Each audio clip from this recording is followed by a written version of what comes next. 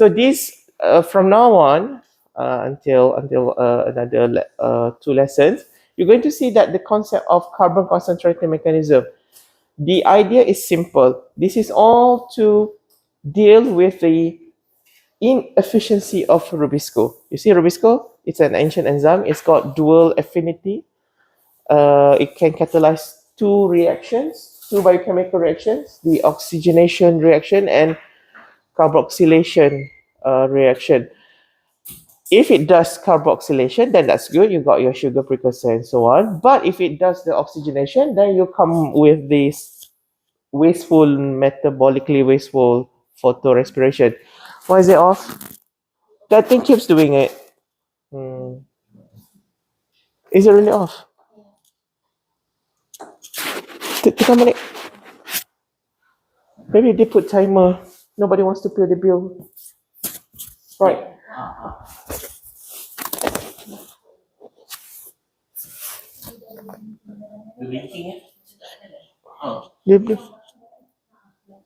So we move back. Tak apalah, it's okay. Right. Okay. So there are two more carbon metabolism that employs this carbon concentrating mechanism that you're going to see today. Okay, the C4 and also the CM. Oh, suddenly quiz, right? This is actually a pre-test. Not to worry, we're not going to do the quiz now. We do it in the afternoon. Right. So let's dive in. What's the story about? So, are you familiar with evolution? Did you learn evolution in any of the classes before? Pernah belajar evolution before? Not heard. Some crazy old man. Why? Missing notes?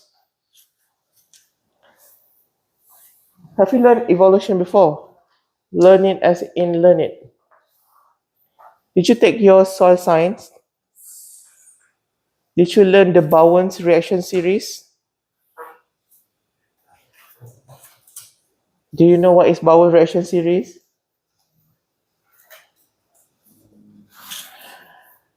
You got your lava. Your lava is solid, and then it solidifies. The first thing you get is the glassy rock, the obsidian, the pumice, and so on. Did you learn that? Oh God, people. So in soil science, you learn there is a section about the rock genesis. Okay, so that's where you learn about the metamorphic rock. You learn about the igneous rock. You learn about the sedimentary rock. These things all take a very long time to happen, right? Especially the sedimentary rock and also the metamorphic, right? Igneous rock is kind of quite straightforward. From the lava, and then it cools down, then you get your rock. Igneous, Latin, it means fire.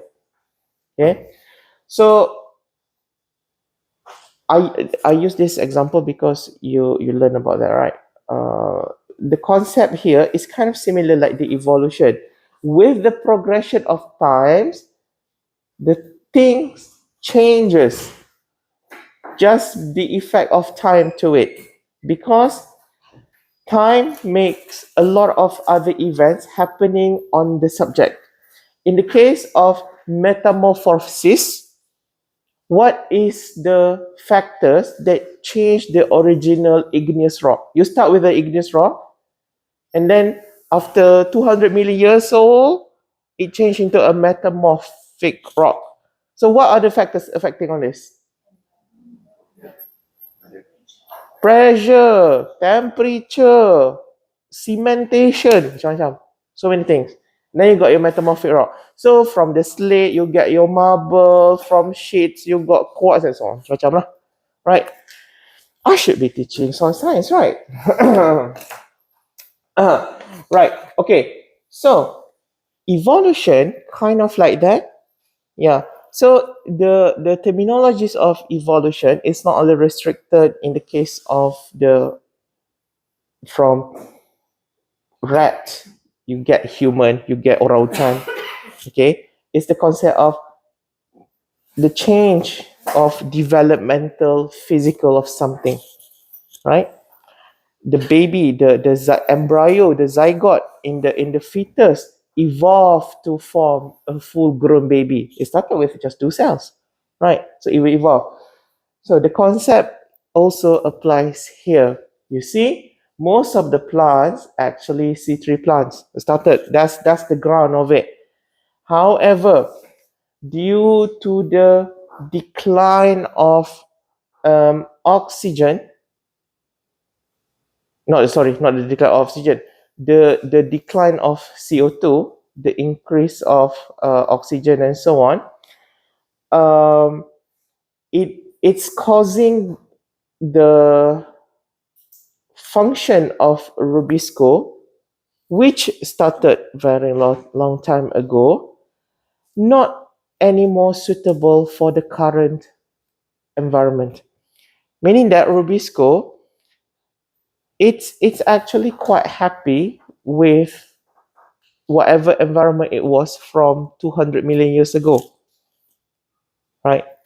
But now, what has changed now in terms of oxygen, carbon dioxide concentration? In the past, do we have more CO2 or less CO2? Less.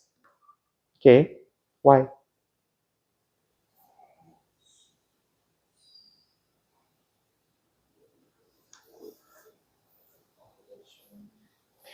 Because at first the photosynthesis is still not around. You still get all these individual bacteria and microbes that still do not do this endosymbiotic line or activity. Okay, so they are pretty much producing CO2. Okay, because there's no photosynthesis. But with the advent of photosynthesis, there is a booming of oxygen. Boom. Which is good because other life started to appear. And this is why you get all the dinosaur and birds and so on, including your sinful ancestor. The problem is Rubisco is not equipped with this. Okay? It's kind of happy in the high CO2, but not in high oxygen. However, it still needs to do the job, but it doesn't really evolve until now.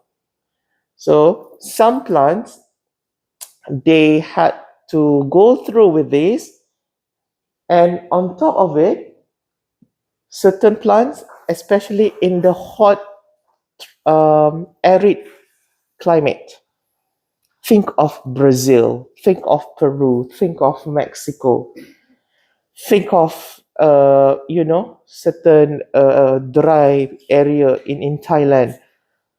They got the distinct dry period, right? So the plants in this region, they have actually undergone very difficult situation in addition to the inefficient Rubisco. They have to deal with the Rubisco stubbornness to do photorespiration.